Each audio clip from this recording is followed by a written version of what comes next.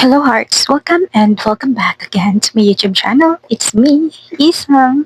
And for today's video ay pag-uusapan natin ang tungkol sa paano ba pabalikin ang mga customers or guests natin sa ating establishmento or business na meron tayo. Like for example, nag-business kayo ng, meron kayong hotels, meron kayong resorts, meron kayong restaurants, inns, kung ano-ano pa like isama na natin yung mga canteens, karinderya or groceries or kung ano-ano pa dyan yung business na meron kayo. So, paano ba natin pababalikin yung customer once na pumasok na siya sa establishmento natin or once na bumili siya ng product natin. So, disclaimer lang po dahil itong mga sasabihin ko or yung tips na ibibigay ko is based on my own experience as a hotelier or nagtatrabaho before sa hospitality industry, and marami na rin akong experiences about services and doon sa product, and naging manager na rin ako before.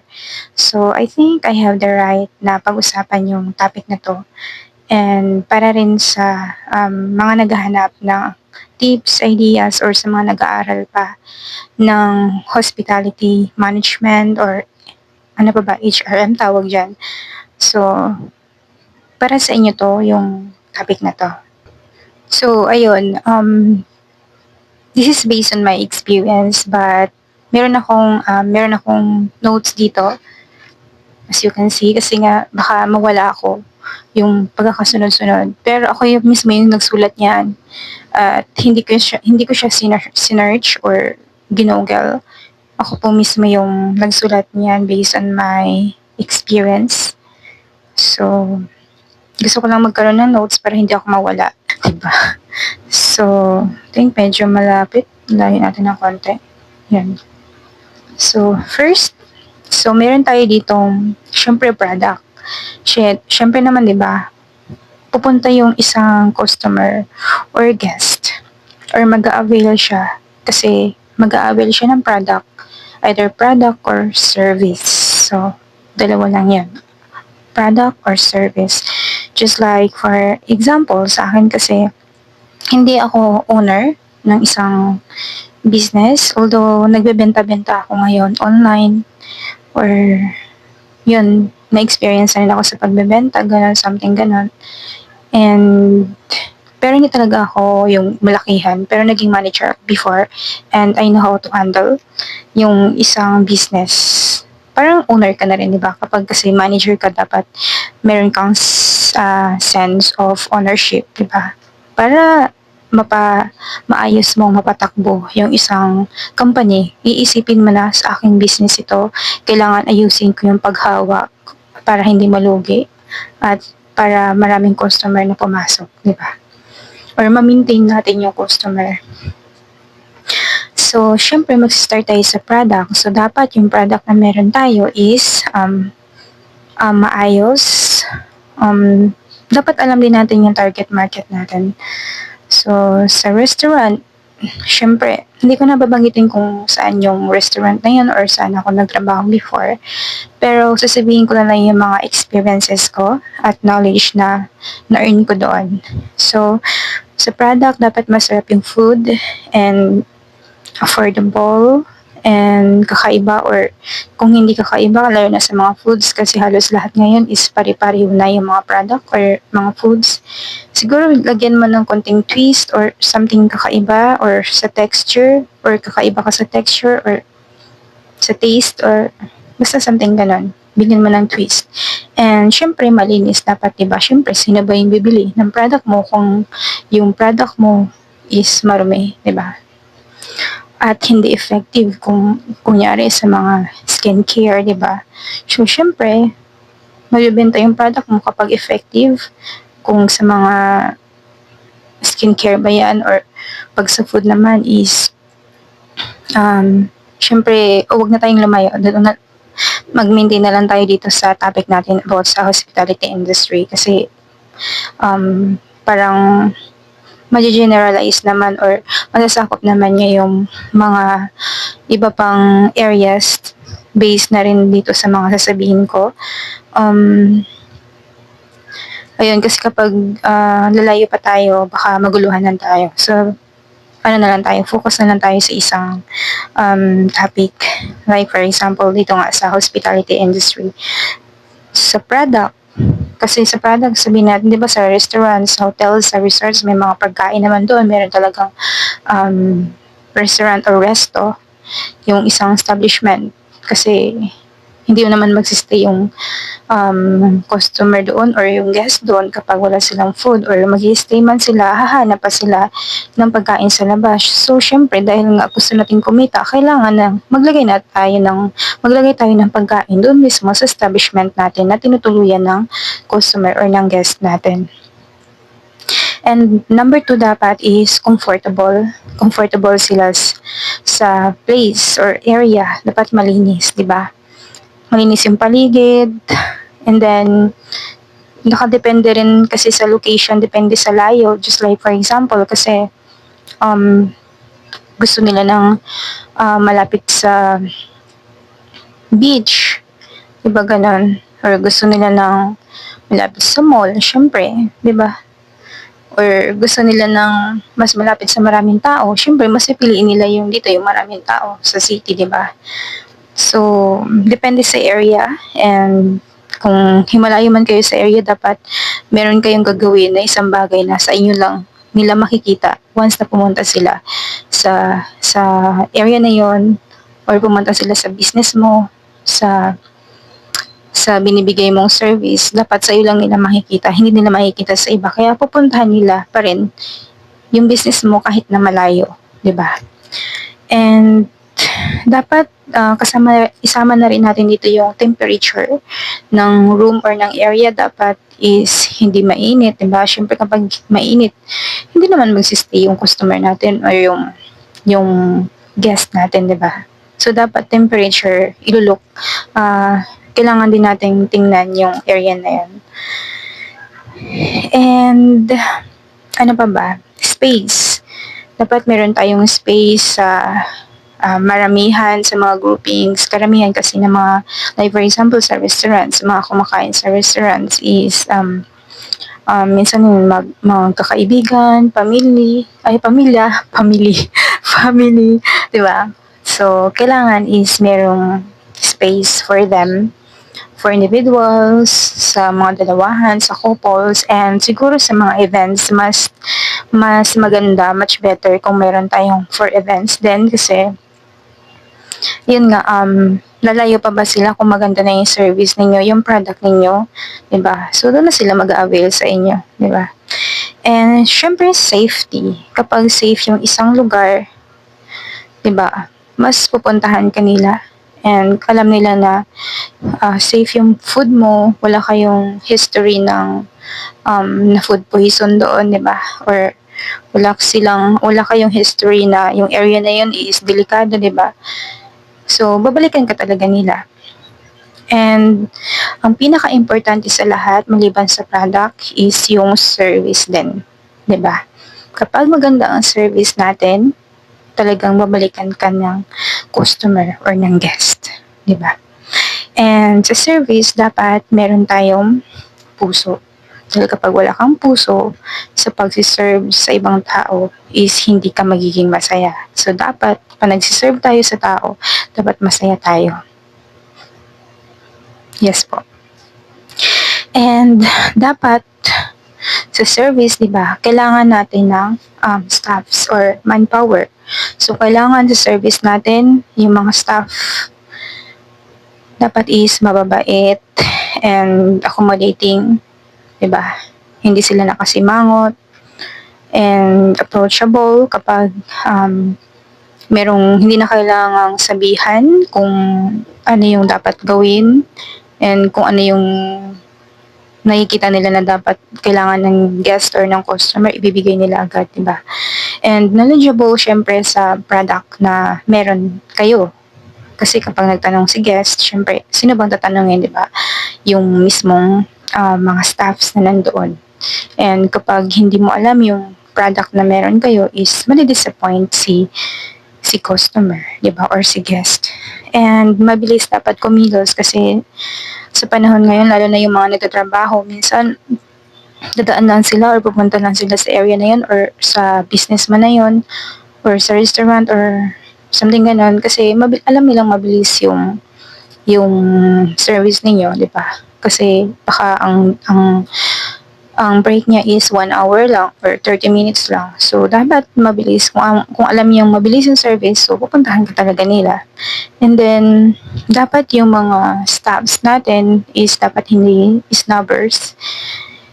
Kapag may tumanong, tapos hindi mo sasagutin dahil nga nagmamadali ka, no. Dapat kahit a minute, kausapin mo siya or i-turn over mo siya sa person na karapat dapat na mag-asikaso sa kanya. Ganun. So, marami na rin akong, just like for example, sa mga katrabaho ko before, sabihin natin na hindi nila gawain yon yung area na yon kasi nasa kitchen sila, ikaw, tapos dumaan ka lang, nataunan kang dumaan doon sa customer and then tinanong ka ng ganito at hindi mo alam, syempre huwag mo sasabihin na, ay hindi ko yun alam, hindi ko po yung trabaho, hindi ganyan. Syempre sasabihin mo sa customer na, ma'am, wait lang po, 'di ba? And i-turn over mo siya sa right person na gagawa nun, 'di ba? So, para hindi naman tayo snubbers na parang hindi tayo mapopost na ano ba tong kinainan namin. Sobrang hindi naman lang kami in-entertain, hindi man lang kami sinagot, inisnab pa kami, 'di ba? And siyempre, kapag nag entertain tayo ng customer, nakaharap tayo sa mga tao, dapat meron tayong good grooming. Maganda yung grooming natin, malinis, maayos, di ba? So, baka nagtaraasan na yung mga buhok natin. So, ako kasi, pag nasa bahay lang ako, ganito lang talaga. Pero pag nagtatrabaho ako before, talagang ganun yan yung buhok ko. So, wala kang makikita ng mga tirik-tirik dyan. So, dapat naka-gel or ano ba yung mga hair polish na dapat ilagay dyan. Ganun. So, dapat malinis yung natin, uniform natin, yung damit natin pag umaharap tayo sa customers or guests. And, dapat hindi tayo maputla. Ayun. And, syempre, hindi mahiyain. So, sa hindi mahiyain kasi, ako kasi, sabi ko talaga is mahihain ako. Pero kinuha ko yung course na to kasi nga gusto kong ma-develop yung communication skills ko. So, ganun pa rin, hindi pa rin siya natanggal kasi nga introvert talaga akong tao. Pero, dapat pag mahihain ka is marunong kang umarte or dapat artistahin ka dito or sabihin na natin na yung iba is ginagawa nilang hindi ko pwedeng sabihin na makipagplastikan kasi hindi iba kasi yung meaning ng plastic eh, di ba? So, syempre yun, mag-pretend or tawag nito, yun na nga, mag-act ka na lang as yun nga, kasi may mga tao kasi talaga na hindi sila ganun ka magaling makipag-communicate sa mga tao, sa ibang tao. So, dapat alam mo kung paano makipag-communicate kahit na mahihain ka. Alisin mo yung, dapat sinasaniban ka ng, hindi masamang espiritu ang sasanib ha, dapat sinasaniban ka ng pagiging hotelier, pagiging accommodating, ganun. Kapag nasa work ka, kasi work mo yan eh, ayun yung kinuha mo, di ba? So kapag mahihain ka at hindi mo kayang gawin yun, huwag mo nang ituloy. Ayun. So, pero kung gusto mo, kahit mahihain ka, at gusto mo pa rin, so push mo siya. Pero dapat marunong ka talaga makipag-communicate.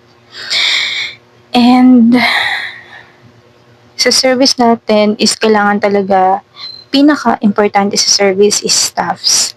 So, kapag kulang yung staff mo, so may tendency pa rin talaga na maapektuhan yung service mo. Kahit gaano pa kasarap or kaganda ng product na meron ka, pero yung service mo or kulang ka sa manpower is magiging tagilid pa rin kasi nga kulang ka sa manpower, 'di ba? Dapat yung baka yung demand na pumapasok, yung capacity ng tao na pumapasok is hindi na siya appropriate doon sa staff or sa manpower mo.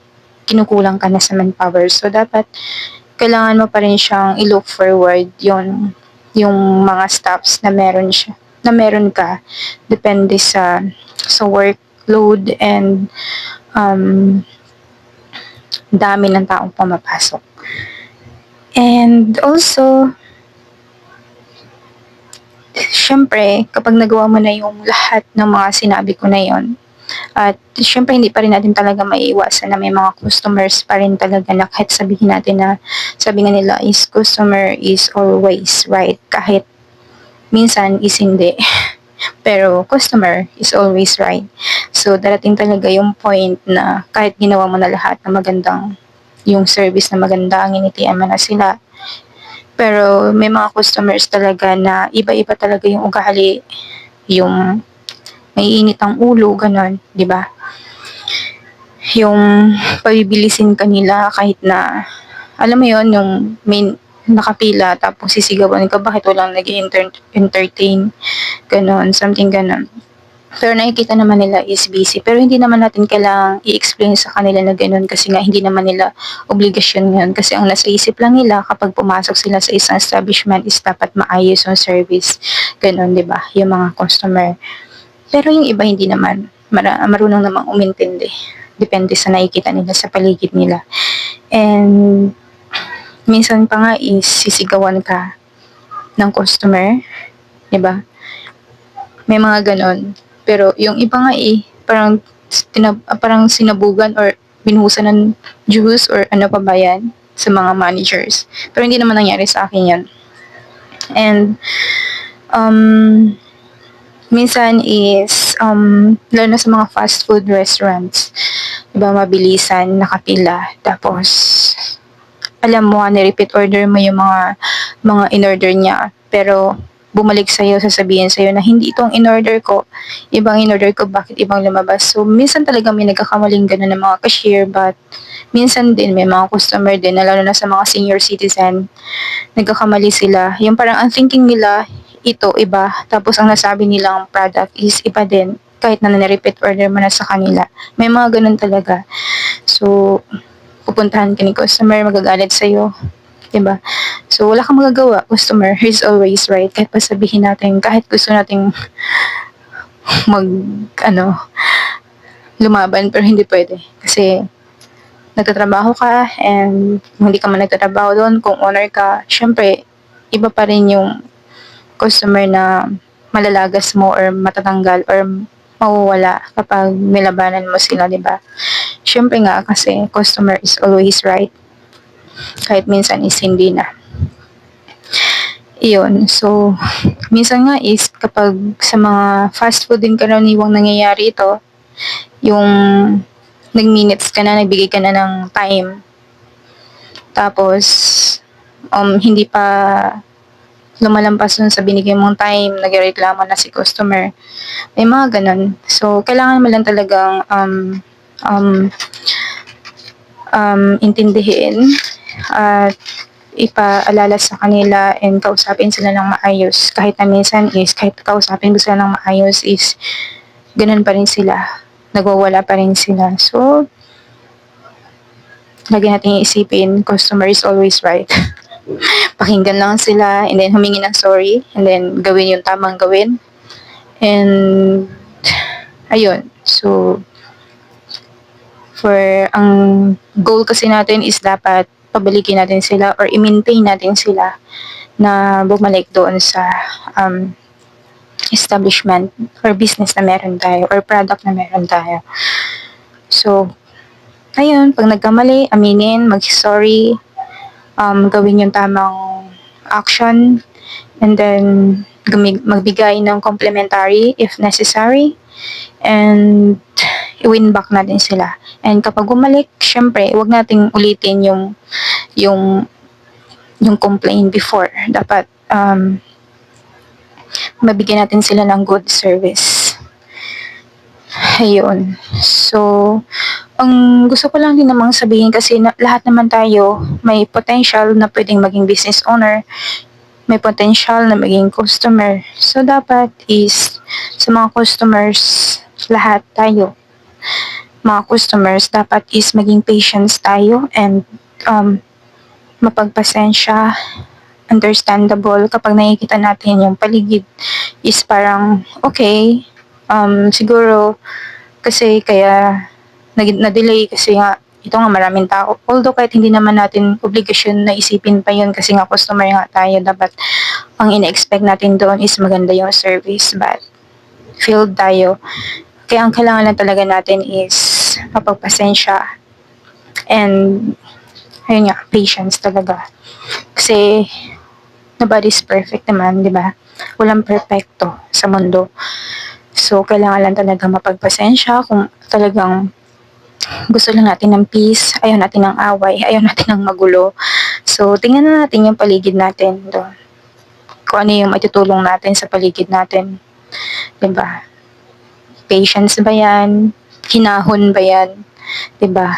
So, pag nabigay mo na yung patience, yung hinahon, pagpasensya, and then bumalik ka doon sa business na yon, sa product na yon, so sa hotel, sa resort, sa restaurants na yon, bumalik ka doon na ganun pa rin yung service nila, paulit-ulit na mali, na pangit. Syempre, parang ako, hindi ako magagalit, pero pinapakiramdaman ko kapag bumalik ako na ganun pa rin yung service sa akin, hindi na ako ulit babalik. So, ganun yung mangyayari. So, kailangan talaga is ayusin natin yung service natin. And dapat consistent tayo sa service na binibigay natin, yung good service na binibigay natin. And dapat is magkasundo yung lahat ng staffs. Kasi once na hindi magkasundo yung staffs, nagkakaroon talaga ng, alam mo yon, ay ganito, parang huwag nating tulungan yan. Like for example, si cashier, laging kaaway ng dispatch or ng kitchen. Kasi nga, si kitchen ayaw niya na magluto ng ganito, tapos si cashier gusto niya pa ng benta kasi nga yun nga yung target, yun yung goal niya for a day, na magkaroon siya ng target na ganito. Pero si kitchen ayaw niya nang magluto ng ganitong product kasi hassle daw. Diba? So, doon nagkakaroon ng away. So, minsan yung intense na sa pagitan ng mga staffs, nararamdaman ng mga customers. Diba? So, dapat, kung may alitan kayo sa isa't isa kayo mga staffs, ilabas niyo dun sa work. Doon kayo sa labas mag-usap, doon kayo sa labas mag-away. But sa work kayo, team kayo. So, ganun. Dapat meron kayong professionalism na tinatawag. So, I think that's all. Pero before mag-end yung video na to, gusto ko pa rin ibalik or i-re-upload yung video ko na ginawa before, yung hindi pa ako nag-work, nag-aaral pa lang ako, and na-experience ko before yung bumibili ako sa mga kantin, sa karinderya, sa grocery, na ang susungit ng mga ng mga cashier. Ganun, yung dapat nga 'di ba sila yung mga cashier dapat or mga staff, dapat hindi sila masungit sa mga customer kasi nga customer sila. So, kailangan mo sila dapat i-treat ng maayos. Pero, ako mismo na-experience yung bad service sa iba.